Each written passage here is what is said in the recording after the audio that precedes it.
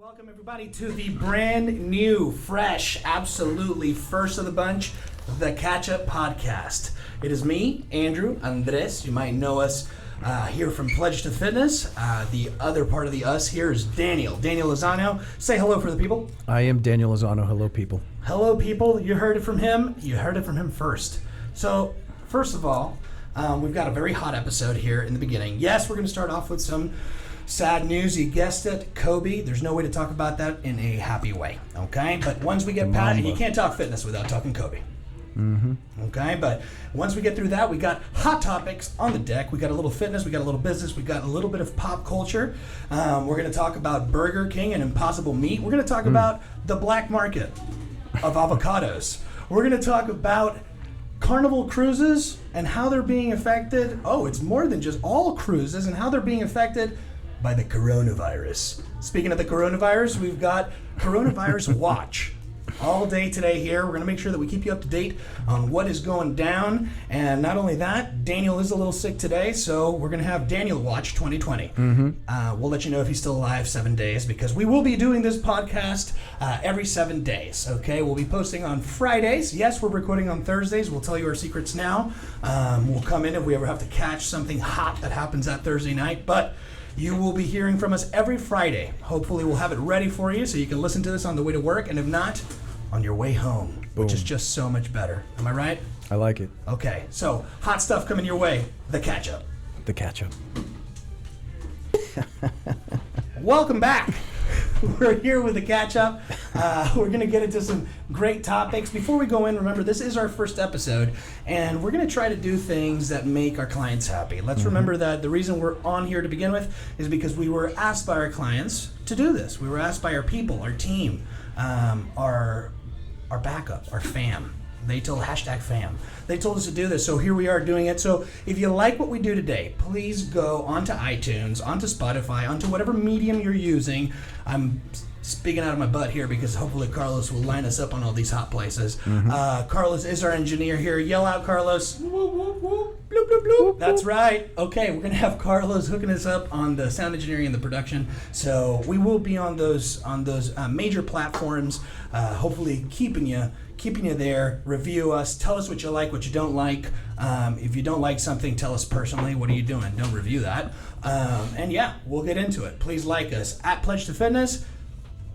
The Catchup, I guess right there. We don't have an Instagram page yet. We'll make one. Man, we're putting this together with tape and Band-Aids. Yeah, by the time it comes out, we might be able to make one. Just Google the Catchup. That's right. We'll put some rims on it. Just Google Pledge to Fitness the Catchup, and even if it's not us, listen to whatever that is. Amazing. Yeah, even if it's just Carlos doing whale sounds. I think that'll be great. So let's get off on the topic that is on everybody's mind this week. It's Kobe. Okay, as you may have known, unless you live under a rock. Kobe Bryant did pass away along with his daughter Gigi on a helicopter flight last week. It's the last thing you want to hear about, an absolute legend. And as I said in the beginning, you can't talk fitness without talking Kobe Bryant, just because of that mentality, just because of the level of legend, and because he's honestly I think it's what everybody should aspire to. I mean, I don't know that everybody will hit that.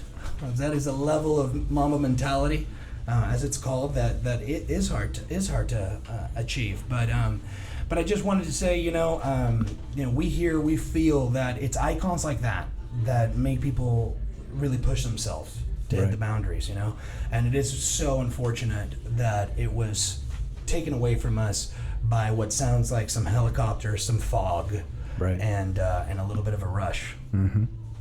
Do you? One of the things that I'm a little unclear on is it 9 people?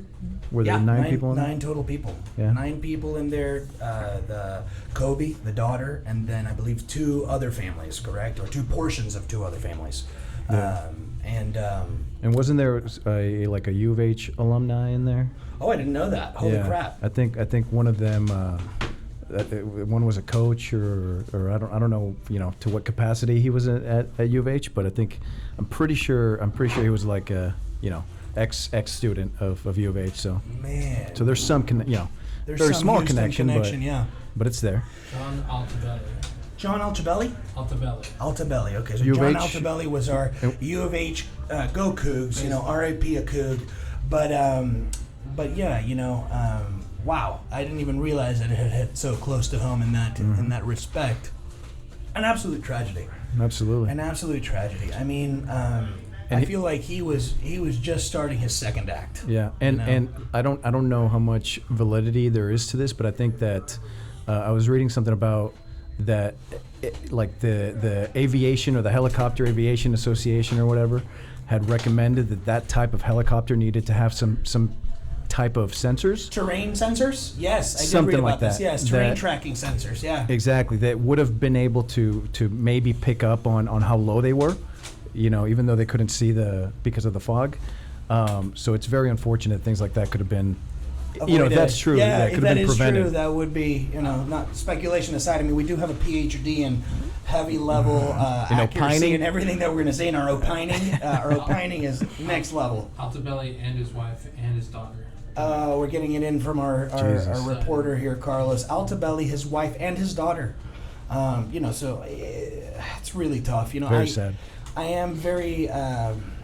The two things that I will say that came, I don't want to say positive, but the only positive lights that I've seen thus far have just been the total outreach, the outpour of love from the community.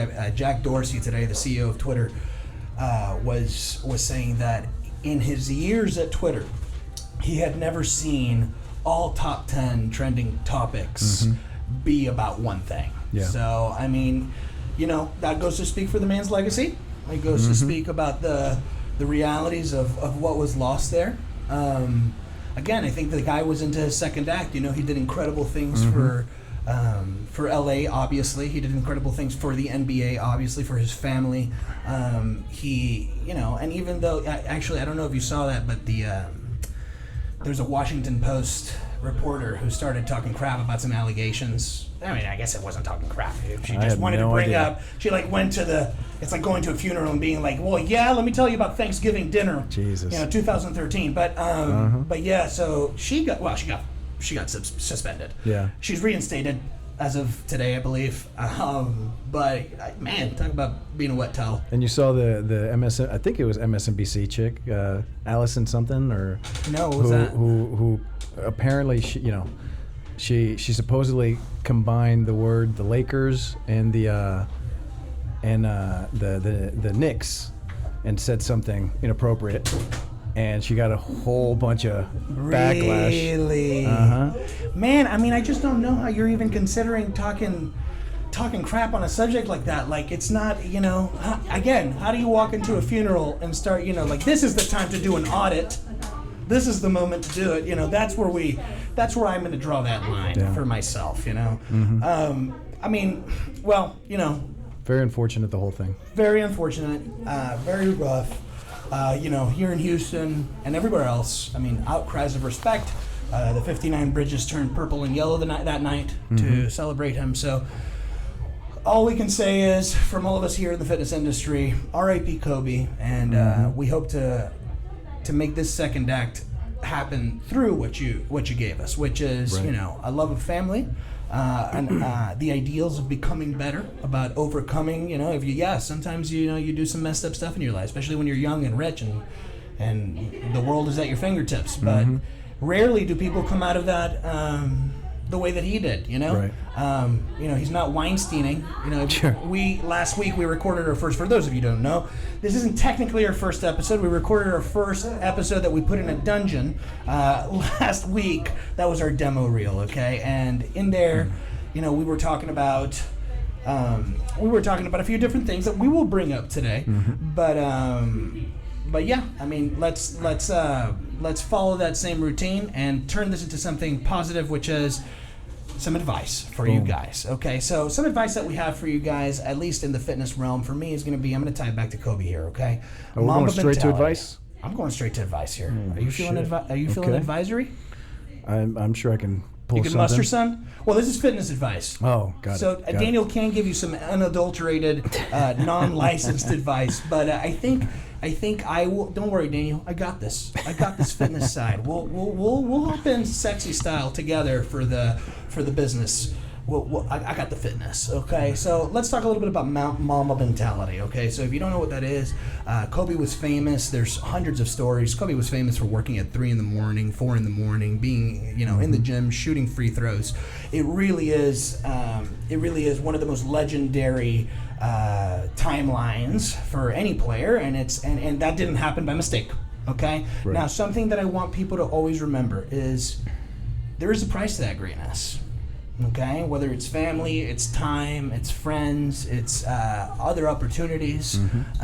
You know, one of the things that differentiated Kobe was that he made the, you know, very Jordan-like, made the decision that he would be the best to ever play the game. And thankfully, it all worked out in that respect. You know, Right. he really is one of the best to play the game. But it did come at a price, and you know, part of that can even be that, you know, this second act would have been wonderful. Right. You know, the second act would have been wonderful, but there was no time to do what he was doing now. You know, building his relationships with his family, creating opportunities for the WNBA. I mean, somebody who was finally.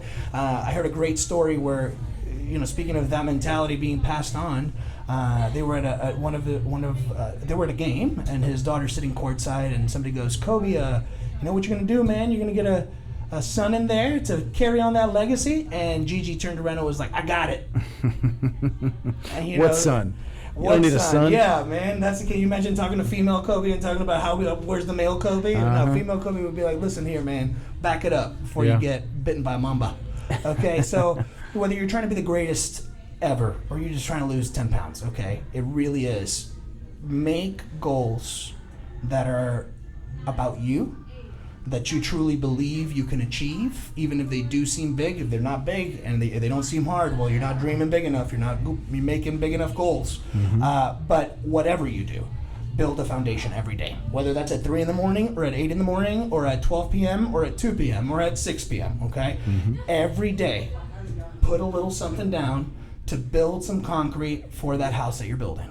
Correct. If you don't, you know, even if it's working out and it's just a little bit of activity every day, or it's, you know, and that's building your health.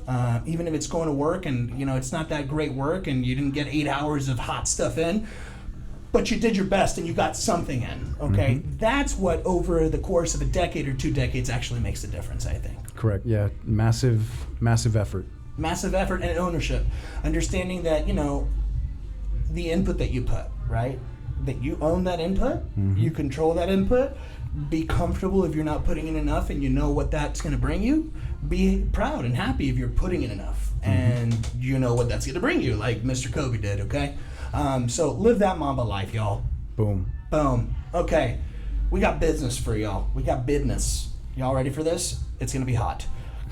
Daniel told me something today that just absolutely blew my mind. There is, and I'm going to let you take this, Daniel. There is, in fact, the black market for avocados. Hit it.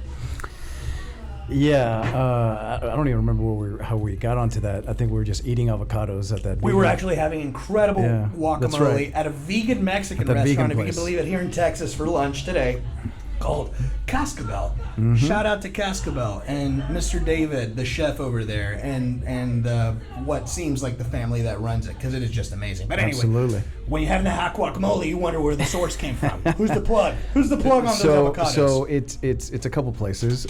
It's Mexico, and oddly enough, it's also New Zealand. New Zealand? New Zealand and Mexico have deep black markets for avocados.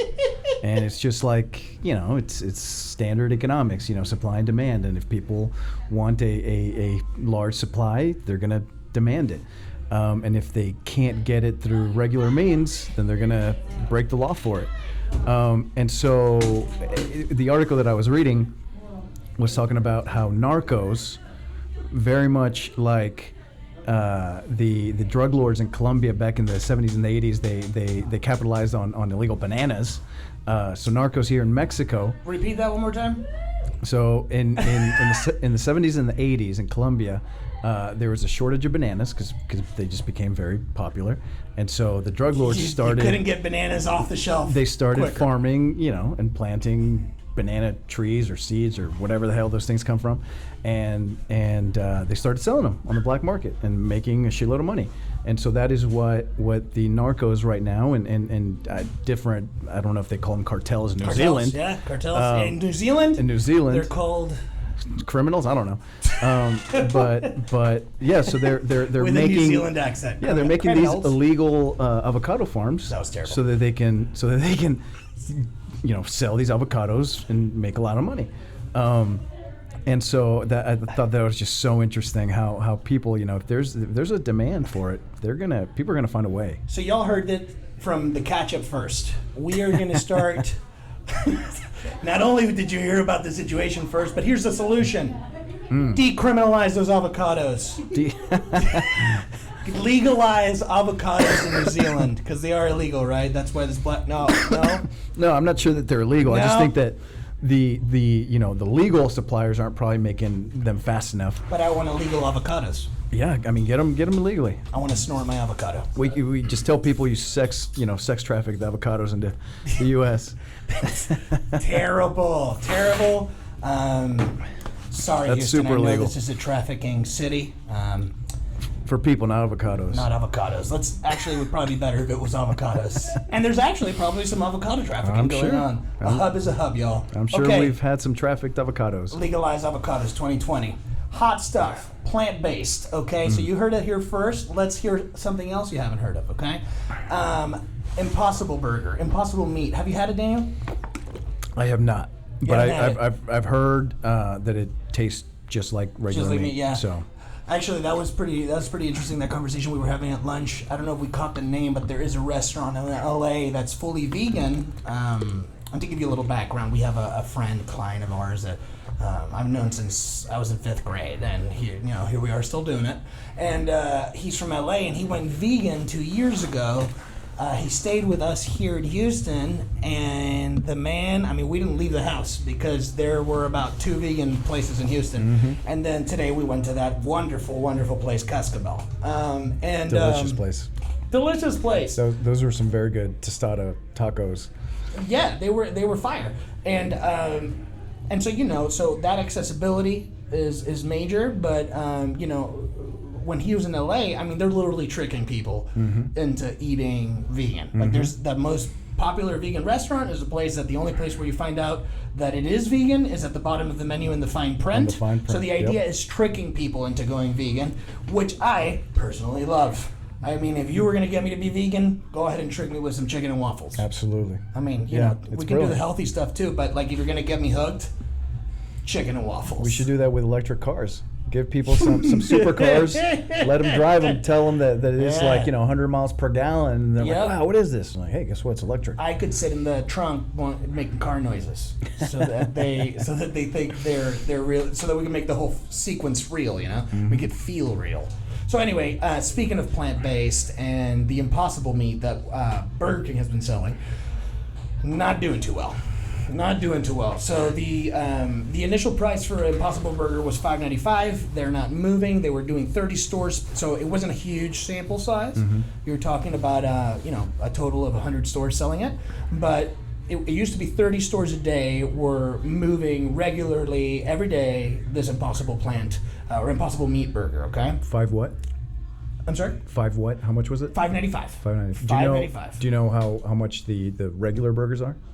I think they're about the same. About the same? Yeah. Well, here's the deal. So, since Whoppers aren't a new thing, then they've got this Whopper deal that's 2 for $6. Right. And so they got that when Whopper sales went down. And so that's kind of, I'm sure it's also like, McDonald's move. Like, we have a $1 menu. If something's not selling, throw it on the $1 menu. But so their version of that is that they do a 2 for $6. Right. And the reason I ask is to try and get a gauge on how much of that shortage of sales on the Impossible Burger was because it tasted like shit, and how much of that was because it was just more expensive than everything else on the menu. No, that is good. So the variable was controlled there. It does run. I guess if you wanted 2 for $6, then you were going to choose that over the Impossible Meat. But what they did see was a significant drop. They went from 30 stores a day selling daily to 20 stores a day, which it's a multiplied out over monthly revenue, of course, and the fact that it's a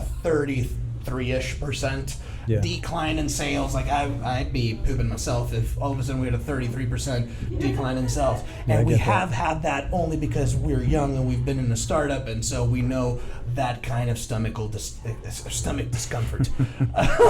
So Burger King, we feel for you, but also, I don't know, man. It's Start tricking people. Start tricking people. Start tricking people.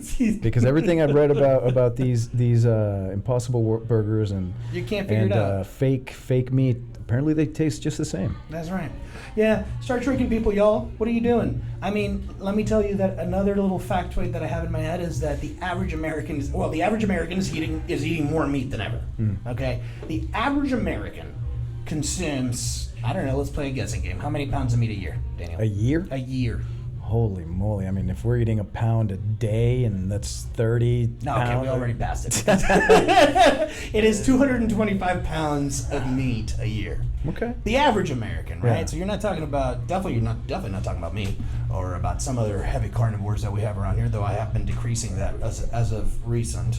But yeah, I mean you're talking about 225 pounds of meat, which the average American probably weighs about 225 pounds. Which if this was a National Geographic documentary, it would be like the average American consumes his own weight in meat over the course of 365 days. You know, so. It's a lot of dead animals, man. That's a lot of dead animals. That's a lot of dead baby chickens. Yup. The eggs. Gotta do that. Hey, by the way, if you guys need a good trick to stop eating so much meat, go ahead and start referring it to it as dead animals or as some dead buffalo. Even bison starts sounding not so healthy when you call it like that. Oh man. All right. Any other plant-based things from your plant-based world? I'm just a plant-based girl living in a plant-based world. The average American weighs 197 pounds. The average American weighs, Carlos, with the alley-oop, The facts. average American weighs 197 pounds? 197 pounds, which means that the average American is consuming 28 pounds more than their weight Yep. in meat. That is fascinating. That's Wow, some we're shiz. fascinating. Is that happening to you right now? Are you having that mind-blowing moment? I mean, that's a lot. I'd listen to us. That's a lot. Hot. That's a lot of meat. It is a whole lot of meat. Guys, if you want your friends and family to know these kinds of statistics, there's only one place to find them. That's like eating a whole human. It's literally more than eating a whole average American. I fluctuate between 180 and 190, so that's like, yeah. So it's the average American got 30 pounds on you in meat eating. Wow, that's not good. There you go. Well, there you go. Let's take a little bit of that appetite away and get into one of our hottest topics for the week, which is coronavirus. Okay, and yes, we've all seen. Well, I feel sorry for you if you haven't seen, but some great memes on this. Sorry, again, I just as applicable. We are meme girls living in a meme world. Listen, coronavirus is shutting down an entire section of the world. A big section. A big section. A big, heavy, A very important section. Yes. Well, I mean, one of the, if not, I mean, I think America's still the USA. It's still it is the hottest economy to everything, right? China is going to overtake us over the next decade, correct? If I remember correctly, I think China's been outpacing us as far as growth. Yes, as far as growth. They still haven't overtaken us, though, from what I understand, though I do think that our debt to them is heavy as hell. It's probably a lot, yeah. Probably if you took that out of there, if you took that, then they're outpacing us. So if we have any economists out there, please correct us or give us your take. But in general, what we're talking about is the fastest growing sector of the world and global economy, okay? And it is being shut down because Wuhan clan, okay? It is the Wuhan situation, the coronavirus. Wuhan province is where it all started. It has gotten out of hand.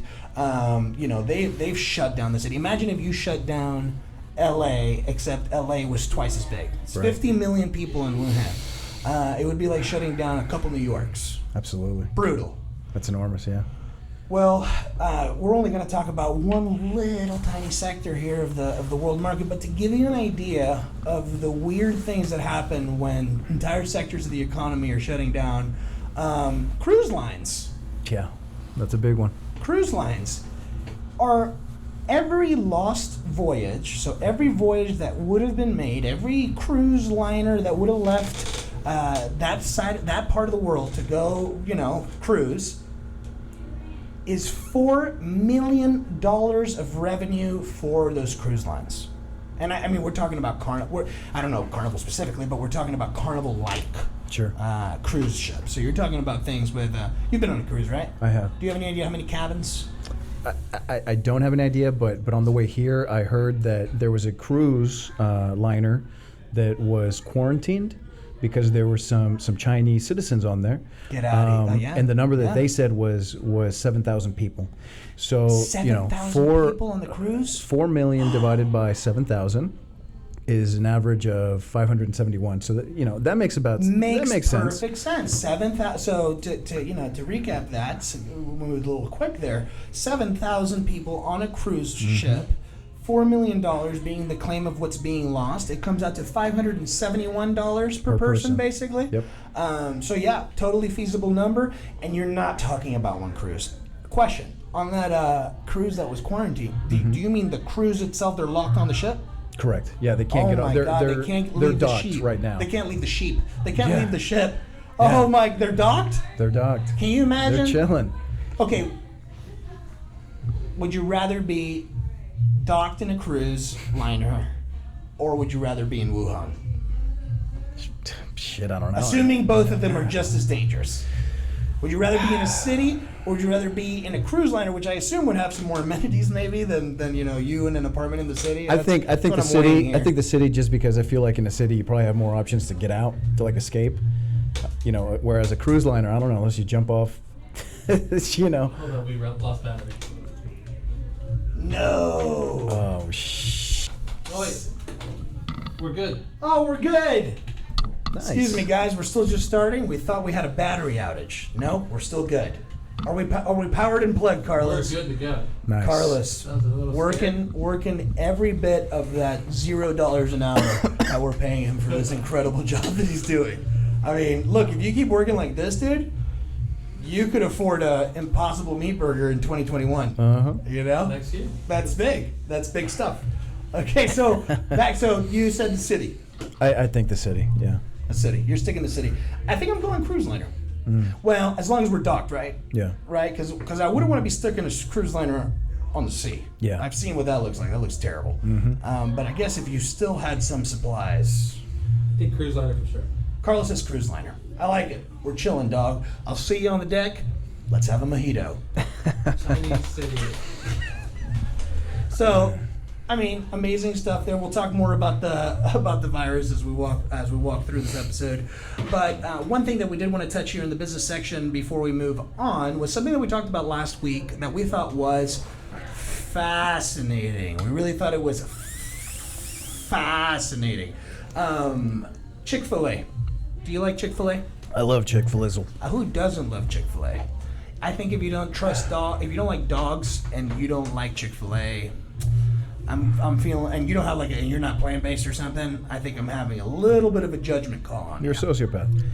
I'm not going to say another thing we missed, that you would have missed, our listeners, last week, is that we did decide that Carlos was wrong and the Popeyes chicken sandwich is better Oh man.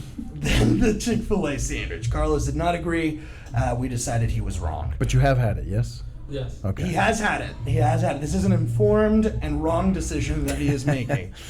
How many times have you had it? Because I will say this: the first 3 times I had it, it tasted like shoe to me.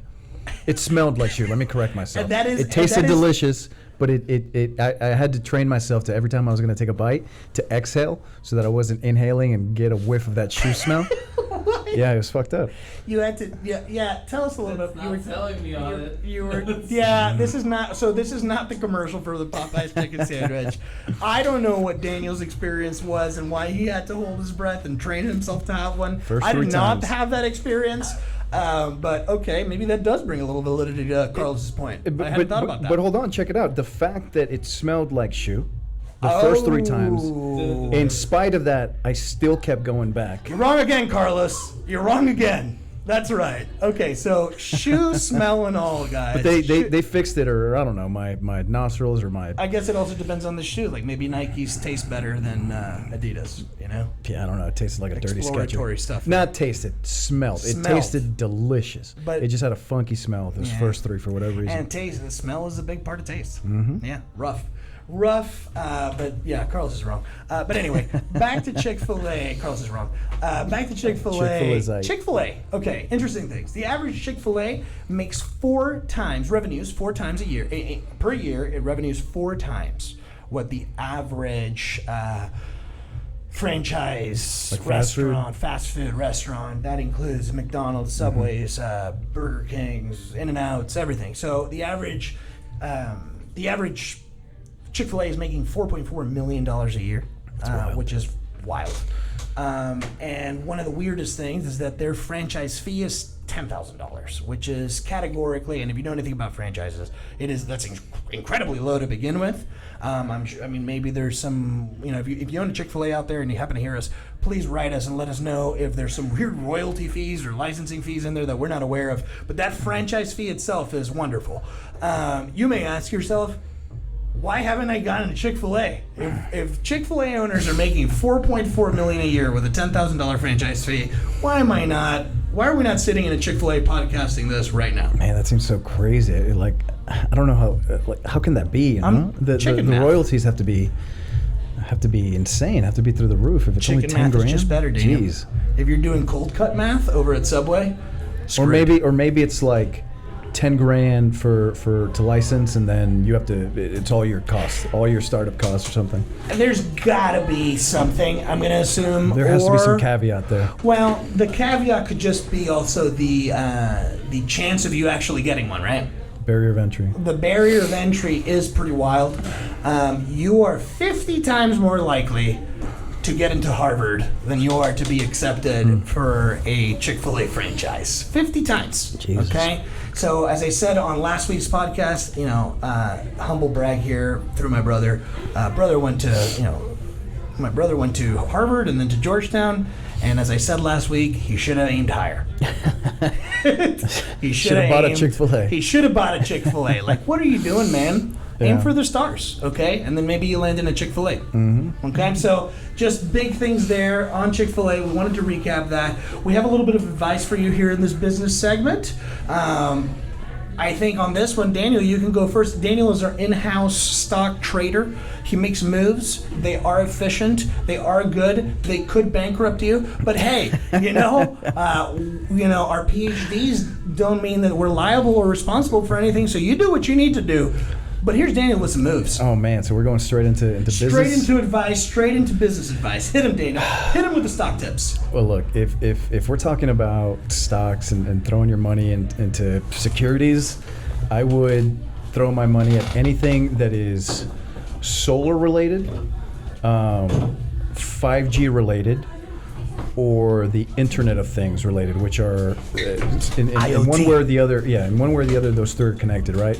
Because I don't know, man. I believe that eventually everything's going to be just on one grid.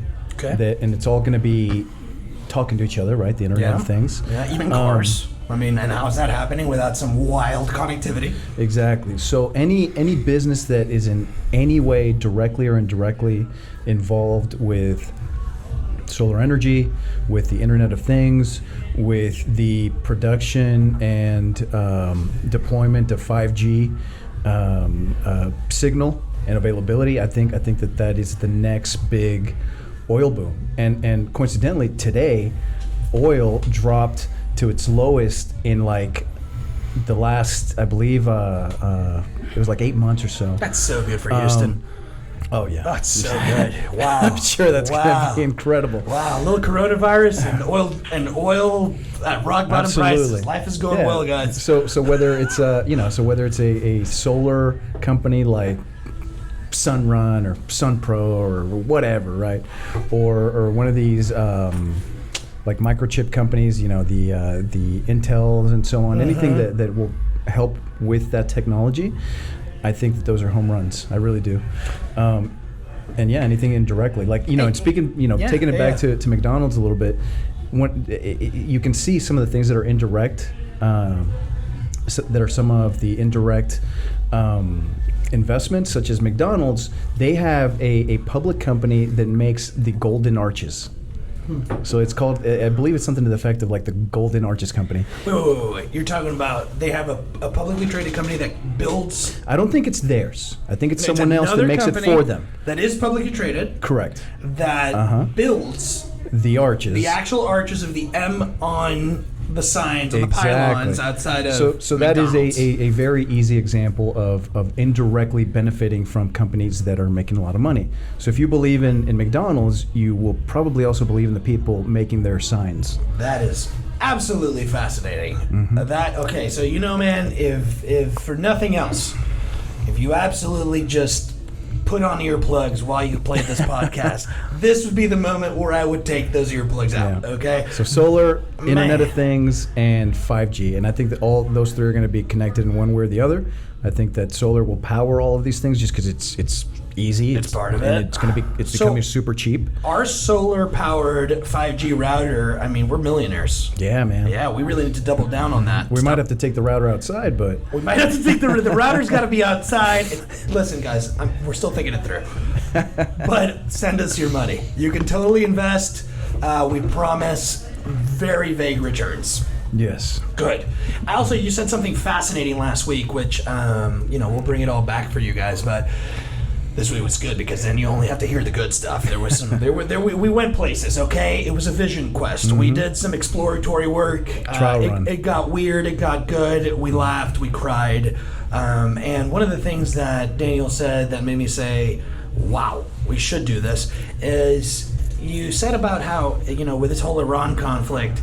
Most people in the past, and I mean, this is what I assume, and I'm not built on the stock market here, but my brain isn't built on it. But what I will say is that I do know from my good old history classes that wars, and this is something that hopefully a lot of people know, but wars do bring a lot of added revenue, a lot of unison, union between. They stimulate the economy. They stimulate the economy and the people. Correct. That's why everybody's feeling so stimulated these days. It's just war everywhere. It's just war everywhere. No wonder my ears are tingling all the time. But people say, if it's wartime, let's invest in Lockheed. Let's invest in Boeing. Exactly. Let's invest in some defense contractor stuff. And this time here in this little funky patch that we're going through here. You said something brilliant, which was you're not seeing a rise in those defense contractor companies, or tech companies, but you are seeing, not manufacturing companies, correct? You're seeing a rise in cybersecurity tech companies, which is definitely a sign of what's actually coming, which is what's actually coming isn't, Carlos, you're getting drafted, and we're going to send him out there with a musket. No, it's going to be a lot of cyber attacks, a lot of weird stuff, a lot of I don't know. Maybe Jeff Bezos will have some more. And even he's vulnerable. Of course he's vulnerable. He just leaked his dick pics the other day. I mean, pardon my French here. Yeah, his phone got hacked. It was just the other week. Jeff Bezos, the man with the. I mean, if you're in Kyrgyzstan and you're sitting there and if there's a DP you want to see. Dick pic, that's what that means. If there's one of those that you want to see, and you're not super pro-America, Jeff Bezos is going to be at the top of that list. It's going to be up there with some people. That is the most expensive, or not the most expensive, but the wealthiest DP. Insane. That is the wealthiest D. That's the wealthiest D. That's the wealthiest in D. a P. Yep. Okay. Absolutely. So, and on a weird side note on that, this is the type of content that we're striving for. On a weird side note We're breaking intellectual ground here. Yeah, the ground is shaking, our rafters are breaking. Clearly we're hitting peaks here. Hopefully we can follow this up next week.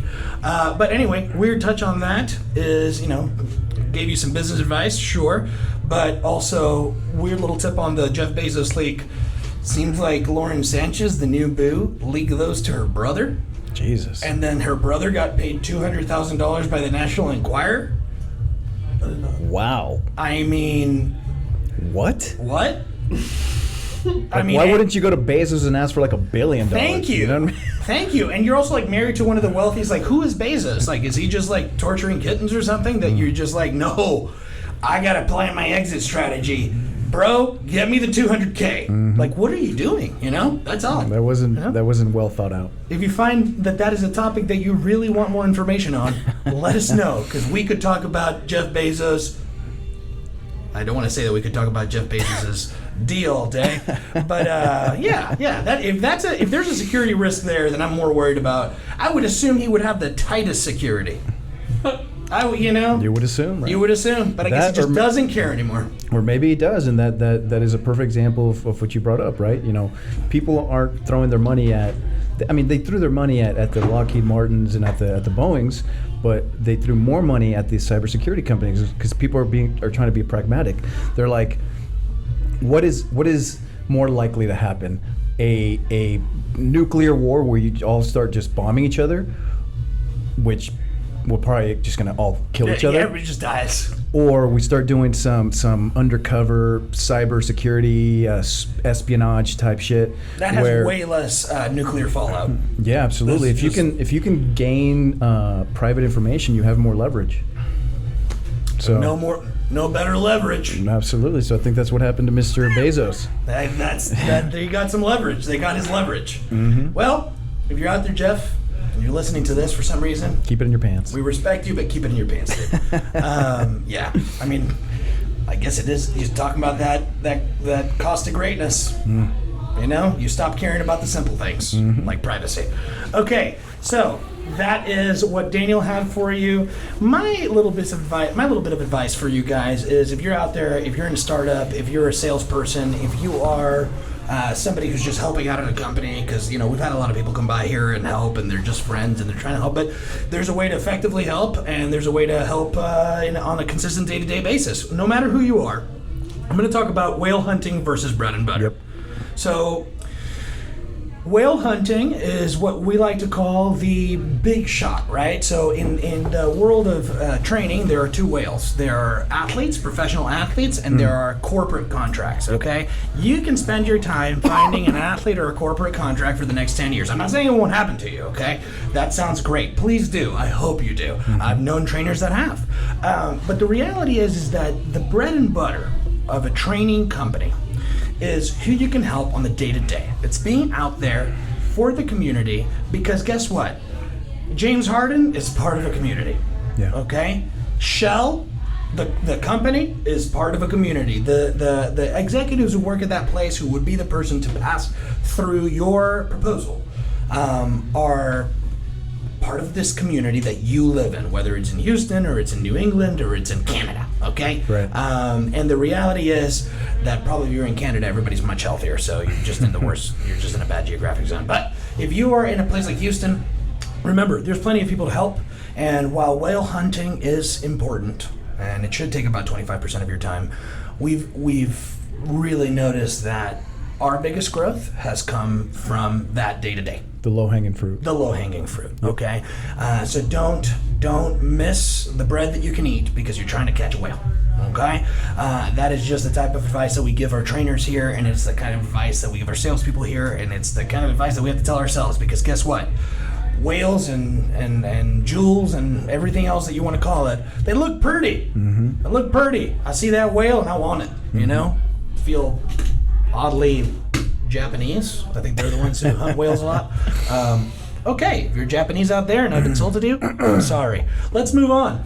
Pop culture, okay? We're talking about pop culture. It is a part of this, okay? We want to keep you up to date on your, the periphery. And especially if you're not somebody that, you're not into the tabloids. You're not into the BS magazines, the TMZs, the world stars. Which, really quickly, I don't know if you saw, TMZ got kind of roasted because they broke the Kobe Bryant news before the wife even got a chance to hear about it, which is that's fucked up. Like, it is. I get it, it's your job, but have some decency. Well, and their response to that, because I did hear about that, the CEO of TMZ was like, she already knew, dog. Like, we came into, I was like, man, I'm fairly sure you're lying on top of it. Because I will say that if I'm looking for complete honesty, probably the CEO of TMZ isn't where I'm looking for that. Adam Levin, is it? I think is his name. Justin Levin? Adam Levine. Something It's like that. The lead singer of Maroon 5. Yeah, I just always remember at the end of his TMZ, like he comes out with his little cartoon. He's like, "I'm a lawyer." It's very funny. Well, you heard it here first. Probably not. But yeah, man, TMZ. Talk about, forget TMZ. The Catchup. That's what we're here for. So let's get into a little recap of the Grammys. It doesn't get much more pop culture than the Grammys, and this one was a little bit of a, pardon my French, clusterfuck. We had some incredible things happen, and we had some odd stuff happen that probably should have happened a long time ago. First of all, Daniel, are you a fan of Billie Eilish? I'd have to hear her music in order for me to know if I've heard it or not. You know what I mean? Like she what was it that you told me? She won 5 Grammys or something? 5 Grammys! That's great. So I'm sure I've heard her song and I'm sure I liked it. I just didn't know that it was her. I'm a bad guy. You haven't heard that? I've heard that. It's hot. I heard that. That's popping. Okay, I can't even argue it. And my thoughts on Billie Eilish, okay? Again, I have a master's in this. Billie Eilish, man, if she is... So the music is fire. I can attest to that. Real quick, you know she's vegan? She's vegan. You see what I'm talking about? Yeah, she there was a quick little interview that I saw on She's whatever. the future. And she was like, "Why would you eat animals when you can eat chips?" And I was like, "There you go. Damn. Solved it." That's the argument. Okay, we're going to get a poster in this building, in this gym facility. We're going to put a poster that says... I don't think chips are vegan. Chips can be vegan. Actually, that's one of the things I was thinking about today. The tortillas we were having today. Yeah, they're vegan. Like, yeah, usually you'd use some egg, to make it happen. No dead baby chickens in those tortillas we had today. I do feel cleaner about that. Okay? Yes. I just do. I don't intend for the babies to die, but if they do in the making of my omelet, I'm not big enough to say, "Hey, man, put those babies down." Anyway, speaking of babies, Billie Eilish, who is 17, That's crazy. I don't care if you're 50, man. I don't care if you're city. That's 50 and 60, but in Gen Z, or in some version of our hip talk, I don't care who you are, man. Listen to the music. She's got range. You don't have to be 13 to love the lady. I'm definitely much more Billie than I am JB. Justin JB? Biebs. The Biebster. I couldn't catch on. He came out with some single the other day called Yummy. Yummy. I heard it. Didn't really stick for me. The music video is entertaining. It's entertaining. I'll say that. It's very entertaining. Is it hot? Yeah, it's hot. Sure. Yeah. It's what you would How hot expect is from a it? song called How Yummy. hot is it? Dude, they're like in some it's like a big dinner thing. Is it slapping? Is it slapping? The kids say. Yeah, why not? Okay. Yeah. Well, It's I will poppin'. say, the video, I'm interested to see that video because I haven't seen it yet. I wasn't a huge fan of the song. Fan of the Biebs, like as a human, cool. I mean, it must be weird to be him, so I'll give him passes. But man, if this chick wrote her all of her music, which she did, and then which I believe was her and her brother sitting in a room at their house, and when she was on Carpool Karaoke last year, they literally picked her up from her house because she was not 18 and she can't live by herself. Wow. So they, Is her brother like the producer? Yep, the producer. Gotcha. And I think that's what's going to go a long way. I think when you're, Drake and Noah 40, when you're, Eminem and the Drayster. Yeah, it's one thing to work because you believe the dream, and it's other to work because you're getting paid. Oh yeah, no, and not only that. I mean, she doesn't have to go looking for talent. Production is huge. I mean, obviously we're only here because Carlos's production skills are incredible, but production's incredible. It's a huge part of what you're doing. So. If your production isn't on point, that means that your music isn't on point, means that the beats aren't on point, means that the sound isn't on point, and obviously he's had a part of that. So I'm sure he's going to get a lot of kudos and credit and fame off of this. But what I wanted to say was so obviously she's talented in the way that the songs sound and everything. But man, I watched that Bad Guy video, and It was good. oh man, if a 17-year-old made that, Wow. I mean. Yeah, it's just the whole thing. She's too cool. I feel Maybe it's hugely the lack 30. Maybe it's the lack of dead animals that she's putting in her body. Yes. She's enlightened. She no knows brain things that fog. we don't know. There's no brain Absolutely. fog. There's no metabolic acidosis there. There's no murder going There's inside no her body. murder going into her body. It's just chips. Incredible. Okay, so Billie Eilish swept at 5 Grammys, nominated for 1 more. There's some stuff that went down with Tyler, was it? Tyler the Creator, yeah. Well, he put on an incredible show. Put on an incredible show. Usually the Grammys likes to pair a younger person with an older person, artist, and then make the younger artist kind of tone it down for the older artist. Oh, so he didn't win anything? I don't know. Actually, that's an interesting question. We'll have to look into that. Let us know, Carlos. But what I will say is, whether he won anything or not, he did put on an incredible show. I did know, yes, he did win an Oscar. Yeah, not an Oscar. He did win a Grammy. He did win a Grammy. He won an Oscar, he won guys. a Pulitzer. He was. You guys don't know that you win the Oscars at the Grammys. So yeah, this guy put on an incredible show. Best rap album. Now, here's what got weird. It is part of the Urban Grammys, which, I mean, I guess I wouldn't say I consider myself to be urban, because, first of all, I'm not exactly sure what it means, and it does sound racist. So, you know, Grammys, get with the time. I'm going to say that. Tyler said it, and Diddy spoke about it for 50 minutes. Diddy spent an hour. P. Diddy, Puff Daddy. Actually, his name is now Sean Love Combs. Really? Yep. Wow. And you can call him just Love. He said in the speech. I didn't listen to all 50 minutes about it, but but he was making some points. I mean, I'd be frustrated too. This guy's like a billionaire, and he's like, I mean, what the fuck is urban? Like, sure. I just, you know, I'm like, why isn't that just a Grammy? Why isn't, you know, why isn't it just the best, you know, I don't know, rap album? Like, hip hop. Yeah, it's just hip hop or pop music. It's just pop music.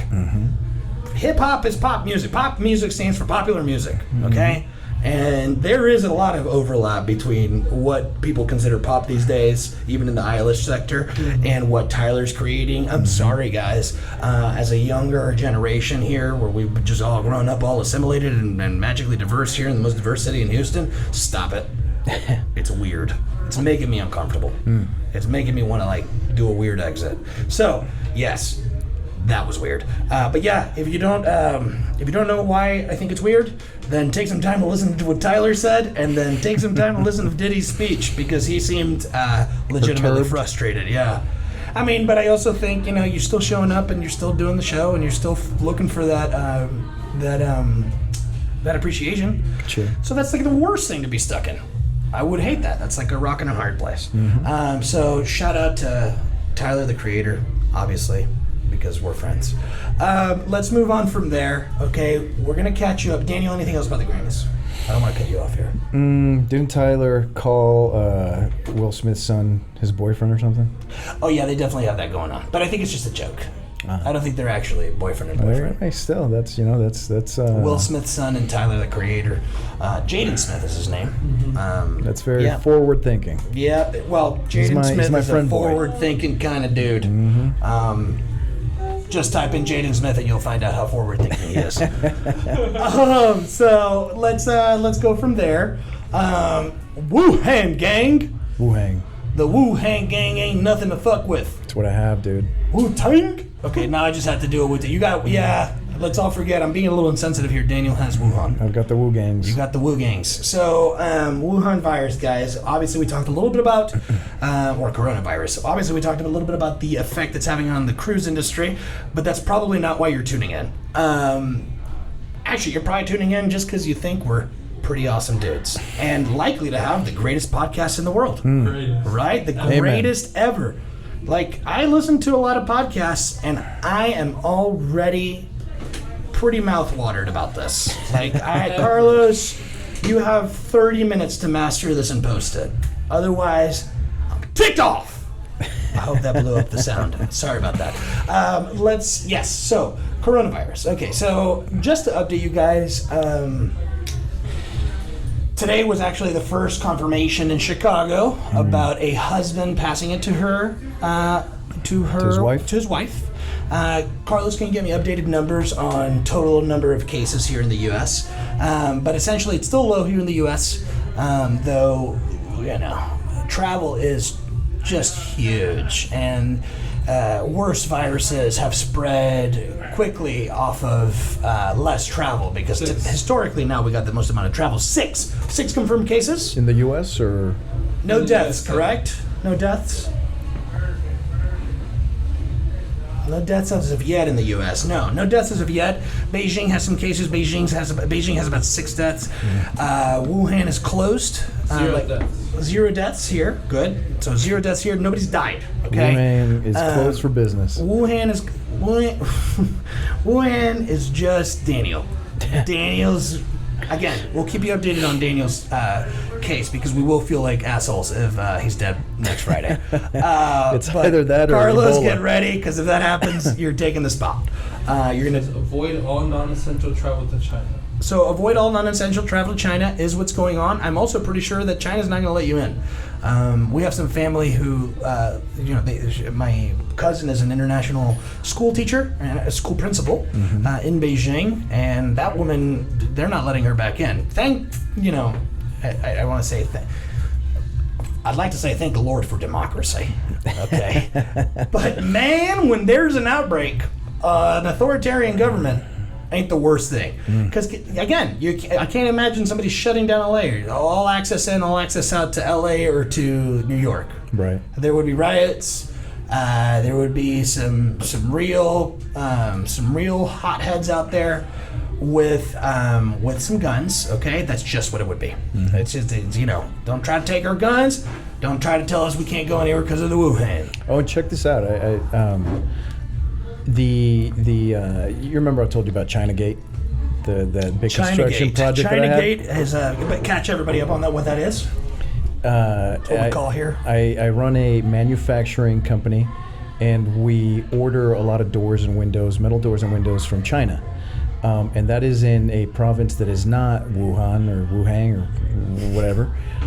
They are about 3 hours away from them. But I have not been able to get in communication with them for the past 3 weeks. That's right. Because no one is working because everyone is terrified. Correct, as they should be, or as people would be, whether they should or shouldn't. It's just that they would. Yeah, actually, right now you can't purchase. I did confirm this, and I confirmed it with my client who is traveling to Africa this week. Oh, man. And he was like, last time they went, there was a lot of dust on. They do these safari things. There's a lot of dust. The wife caught a little bit of a cough, right? Because we don't know what's up in that dirt. I mean, you're just not used to it. If you can get hay fever here, what can you get when you're in the middle of Mozambique? But yeah, so he tried to go get face masks, and Amazon is fully sold out of face masks. You can't buy them in the world online anywhere. I don't know. Maybe you can try Home Depot, get a construction one, but I don't know that works the same. I'm not hot on face mask technology, but yeah, you can't get face masks, guys. Yeah. So next time you see that pop up on your Amazon availability list, do it. Get on it. Don't get on it. Don't forget about it. Because here we don't have the ability to do what they did in Wuhan, which is they didn't have enough hospital space for all their thousands of flu cases, so they built one in 6 days. They built a hospital in 6 days. If you haven't seen the picture, look up, Wuhan Hospital, 6 days. It is incredible. They have about 45 excavators out into space. I mean, it's absolutely, it's incomprehensible. Yeah, I believe it though. If you look at it with your, with American shades on, American glasses on there, you're looking at that and you're like, man, that's literally, I can't even imagine that happening. Just this one project. So, it's amazing that they're pulling that off, and I do wish them the best of luck. Contain it, y'all. Contain it. But yeah, there are some Americans trapped in Wuhan. There are all sorts of, foreigners to that area. Your cousin was just there, right? Yeah, my cousin wasn't there, but she was in Beijing. So, she experienced the realities, which is, nobody's going anywhere. Get on out of the country and don't come back till we tell you to come back. Terrifying stuff. But we will keep you posted and on all progress of this, and I will give you one more little tidbit here, which is the put it in focus tidbit, okay? So influenza, the flu, the good old flu, just to give you a relative size of scale or scope of the situation, there were 8,000 deaths in the last year. So the 2019-2020 flu season, there were 8,000 deaths here in the U.S. alone from the flu. Okay? My fiance, she's a director over at St. Luke's, and I won't say very much because I'm sure there's a ton of HIPAA, but my goodness, yeah, she sees it. She sees it. Young people, no problem, all good, waited too long to come in for the help, and they are dying. Yeah. With no prior health history that's, would make that reasonable. Okay, so... yeah, man, get your flu shot. Sorry, not an anti-vaxxer. And if you come in here, that's great. Do what you want to do. I'm very, very conservative in that. You can be as liberal as you want, my friend. But keep it vaccinated. I'm getting my flu shot, dog. Yeah. I'm keeping it vac. For sure. Wow, hashtag vac it up. Oh, hashtag vac off. Those are hot. That's funny. So, that's just to keep it in frame of mind. Really, what you should be worried about is the flu, okay? But, Wuhan gang sounds so much scarier. Yeah, and I think that the only reason those things are brought up is because everyone already knows that, like, the flu has significant numbers. Correct. Like what we talked about at lunch, alcoholism and deaths from drugs and stuff like that. Those things are already known. Yep. So it's like, shit, now we have another one about to kill us all? That's what's scary. So you think it's the novelty? Well, I think it's the fact that now we have this other thing coming after us. Yeah. You know what I mean? Yeah. In a sea of things coming after us, it's Here's never nice to have one. it doesn't have to be a great white. It's just like, here's an electric eel. Must be nice. Add to your pain. Okay, I think that was pretty good. I mean, that's gonna be the major part of our podcast. So this is kind of what you can expect. But don't forget, some of the best parts are coming just now, and they will be at the end of our show. We have a couple things left here. Number one is content recommendations. So things that you should have on your radar, content that you should be watching. And then we've got champions and Scrub. Scrub is a guy who thinks he's fly. He's also known as a busta. So if you're not a TLC fan and you don't understand what I just did, sorry. Not sorry. But yeah, that's how we're going to tell you about the winners and losers of the week. Okay, you're going to have some champions and you're going to have some scrub-a-dub-dub. So let's talk content first. I've got some content that I think everybody should watch. We talked about Wuhan, and we will be your coronavirus source. I did have Pandemic on here. I think it deserves a mention. It is truly scary, and it does really kind of reformat you for the realities of influenza versus this, okay? Yep. But it does also kind of make you poop your pants about the inevitability of what will happen. So, if you don't want to poop your pants, don't watch it or wear some diapers. My real Netflix recommendation, which I watched yesterday, and it did, blow my mind, is Broken, which is a documentary that does episodes on broken systems or things that they consider, quote unquote, broken in the world. Cheap furniture being one of them. That's right. Which, by the way, so Daniel and I, we've lived together as roommates in college times. We've lived together as startup guys. We've done the peanut butter and cereal when there was no money. We've done the nice steaks when there is money. So we've lived all that. And one of the things that has always been so present in our lives and in our abodes has been IKEA. IKEA. It's just such a part of any sort of quote-unquote dorm life, young life, bachelor life, but I think it's also a part of just general people's lives, okay? Because they are massive. They have something like 400 stores, and they are across the world in 55 countries, so they do furnish everything. And apparently people, so let me tell you what's going to blow your mind. IKEA is considered something where it's called cheap furniture, and what you do is you go buy cheap furniture, you use it for 2 to 3 years, then you throw it away and get new ones. So like a new dresser, a new desk. Who are these people who have that much IKEA money? I remember we lived together when we were 18, and then we lived again when we were together when we were 24. There were still the same pieces of furniture in there. We were not, that must be, and what's just scary is that that's considered the main product of that, the main purpose of IKEA furniture, and that's what I'm not getting. Simplistic design, good design, cheap prices. Yeah, that sounds like the overarching thing at IKEA. But are we just tossing IKEA furniture out? Have you ever done that? Are you just buying IKEA and you're like, I'll wear this for 2 years like my shoes, and then I'll throw it out with the shoes, and then I'll buy new shoes and new shoe rack? Yeah, definitely not every 2 years. 2 years. I mean, because Yeah. I don't consider. I mean, I think it's inexpensive, but I think it's good quality. Yeah, it is good quality. It's good quality.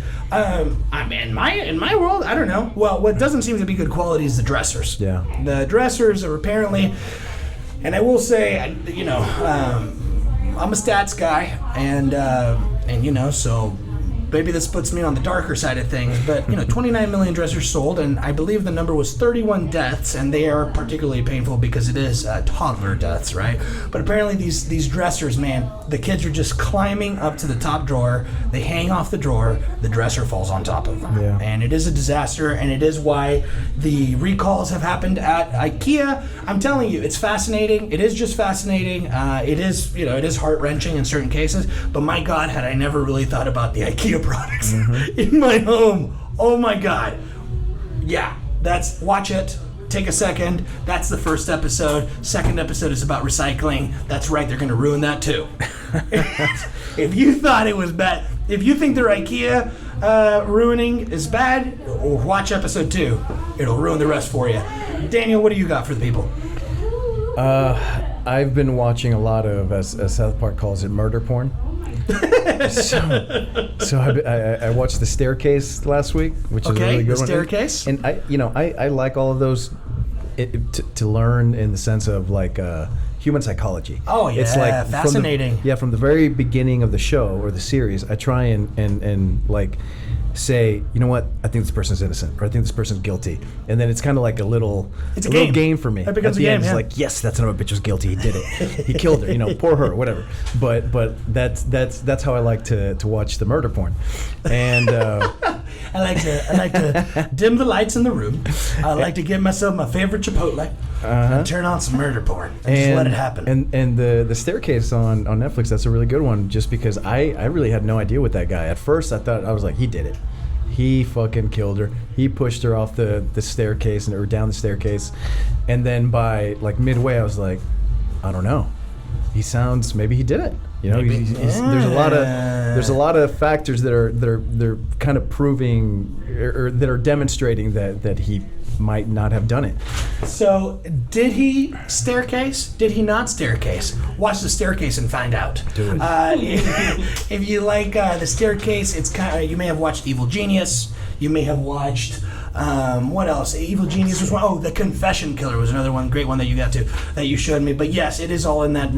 You have been sending me a lot of murder porn. Wow, interesting. It's really great. I'm learning things on this pod. Yeah, it's awesome to learn, human psychology. Yeah, it is. Right. It's fascinating. It really is. So, guys, those are our content recommendations. And because we don't have up last week's, just remember, mine was the Aaron Hernandez documentary. Wow, just watch it. It gets weird. It's crazy. You wouldn't have thought about it. And so you got a couple of a good few pieces of content there to review. Our official content recommendations are Broken and The Staircase. Take some time, watch it, be smarter than you were before you watched it. Exactly. Last section here for you guys today, and I think it's going to be one of our favorite sections as we move forward, is our champions and scrubs of the week. Okay, so who is winning and who is losing? I've got my winner.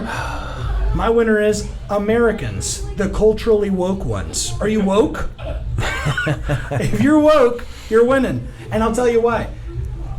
More Americans visited the library in 2019 than Ever? the movies. Oh, wow. Than the movies.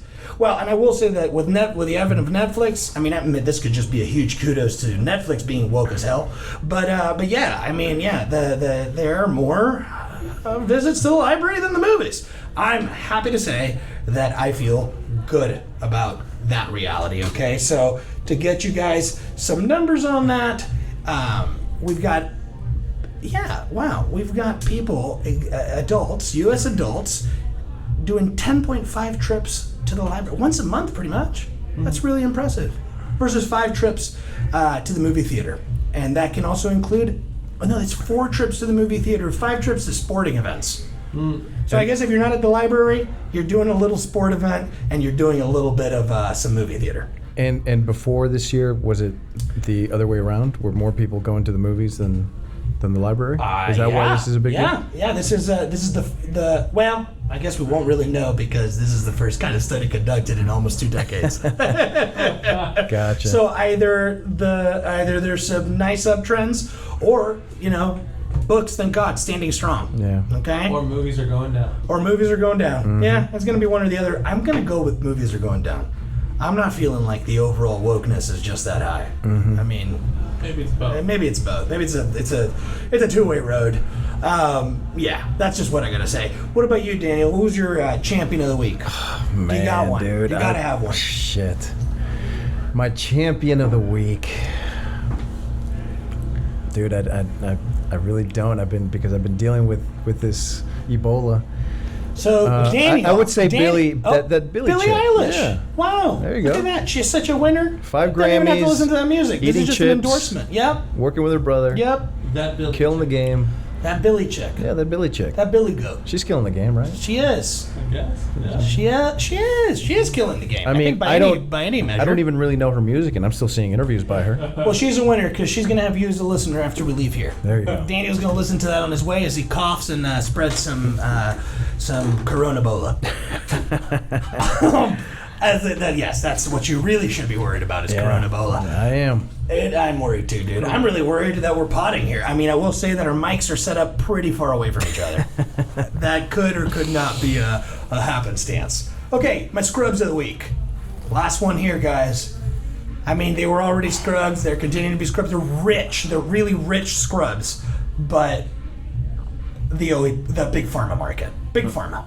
Big pharma continuing to fuck the public, and not in a nice way. Let's talk about this. A company called Practice Fusion. Get this. A company called Practice Fusion, which what they do is they create hospital records. Okay, they're being used at tens of thousands of hospitals and doctors' offices. They use this background data software just to have all the client records along with the clients along with their health records, okay? Yeah. So, Practice Fusion was paid by certain large, yet to be named, opioid manufacturers to increase the prevalence of prescription advice inside of the program so that more than usual, the program itself would recommend that based on this person's background history and health history, opioids should be prescribed. Wow. So I mean, it's absolutely, that was Carlos with a wow. Okay, I mean, I wowed. I sat there and I said, I really didn't think you guys could be worse than you are. But my God, are you worse than you are? I mean, on something, and this is something that has been happening now for years, from 2016 to 2019. Okay, they created 230 million treatment plans. Wow. 230 million treatment plans. Okay, that's pretty close to the entire population of the United States. Mm-hmm. And you wonder how something like the opioid crisis can happen.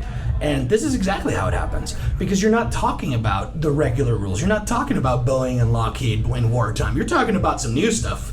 You're talking about things that are hard to even limit, because how do you limit things that are new? I think back to that, if you never saw it, but that congressional hearing with Mark Zuckerberg and the Colonel Sanders times however many were there. I mean, they're just like, when I use the Twitters, can you do advertising? How does it advertising even work when there's no TV? Yeah. And you're sitting there like, this is the guy who's supposed to protect us. I'm not here to increase distrust in the government, because I don't believe that, I like to think that people are out there helping us in general. But this is truly scary. That's truly scary. And we will talk more about that opioid crisis as we move forward, because there's just so many layers that are interesting, and we'll try to keep you updated. And if it ever gets boring, you tell us to stop it, we will stop it right down. Oh, yeah. But that's my scrub of the week right there. I mean, scrub-a-dub-dub, a bunch of big pharma in the tub. Screw you guys. What do you think, Daniel? Who's been messing it up lately? And really quickly to touch on what you just talked about, I think it makes sense, right? I mean, if a company, one of these, what are they called, proactive Health Solutions. What was it? It is called Practice Fusion. Practice Fusion. Not Proactive Health Solutions. So that's pretty good, though. We should start a company called Proactive Health Solutions. If Proactive Health Solutions goes to one of these our solar powered router big pharma company, goes to one of these big pharma companies, I can only assume that their pitch is, hey, we'll make you more efficient, or we'll make you more money. Right. So then you have to somehow fabricate the algorithms so that it makes your client more money, or else why would your client keep paying you? Yeah, and certain things just don't have that answer, right? So the only way to create the answer is to shuffle the cards, like to mess with the cards, playing some stuff. So it's super wrong, but I mean I get it. It's it's just like CRMs with us. The CRM's going to approach us and say, look, get us, and we're going to help you get a shitload of clients. That's right. We're going to raise your revenue. Customer relations management software. So how you handle all your clients, how you communicate them, and how you track it, and how you move forward. Yeah, absolutely. You're talking about something that is, Big Pharma is a perfect example, and so it's perfect that we're here. But the reality is how could it have gotten any better for Big Pharma? Yeah. You're already talking about the same people who are charging hundreds and hundreds and hundreds of dollars and thousands and thousands and thousands of dollars and hundreds of thousands of dollars between the medicine all the way to the treatment plans that are, the physical treatment plans of people who are in serious and dire need. So, I mean, the only way to have made it better would be to cheat. And unfortunately, this isn't cheating as it is in other places. This is cheating where you're just killing people. Wow, a little dark here. That's okay. We're actually recording this in the dark. Yeah, we're not. Our eyes are closed. It's the same thing. Our eyes are closed. Yeah, we've just done this with our eyes closed, guys. We hope you enjoyed it. We hope it was magical. We hope you got something out of it. We're going to be here every week doing it for you. Come back for more. Come back for more. For now, like us on Pledge to Fitness, okay? The Catchup, as it grows, will have its own media and brand empire. But for now, we're just using and piggybacking off the Pledge to Fitness empire. That's kid right. pics. Massive. Yeah. And we use a lot of kid pics, and we use a lot of Photoshop. And this isn't even my real voice. This is all auto-tune, which is crazy. So, please, if you enjoyed it, like us. Go to Pledge to Fitness, like us. Go on iTunes, like us, review us, leave us some good comments. Tell us what you like, tell us what you didn't like. What you didn't like, again, tell us privately. DM us, slide into our DMs, or come to the studio. Come say it in our face. What's our address? That's right. Our address, 5312 Bellaire Boulevard, Suite A, Houston, Texas. That's nice. It's not Houston, it's Bellaire, Texas. It's Bellaire, Texas. From the top. I wanted to tease him with that. We're not in Houston, baby. This is Bellaire. Okay? So it's 5312 Bellaire Boulevard, Suite A, Bellaire, Texas, 77401. Yep. Come check us out. Come up to our faces and get ready to fight if you disagree. And other than that, my friends, we will see you here next week and the week after that, and probably the week after that. Boom. And then we'll see about the weeks after that. But most likely it's going to be good. Weeks. It's looking good. It's looking good, okay? So we'll catch you here Fridays, the Catch Up. Bye. Bye, guys.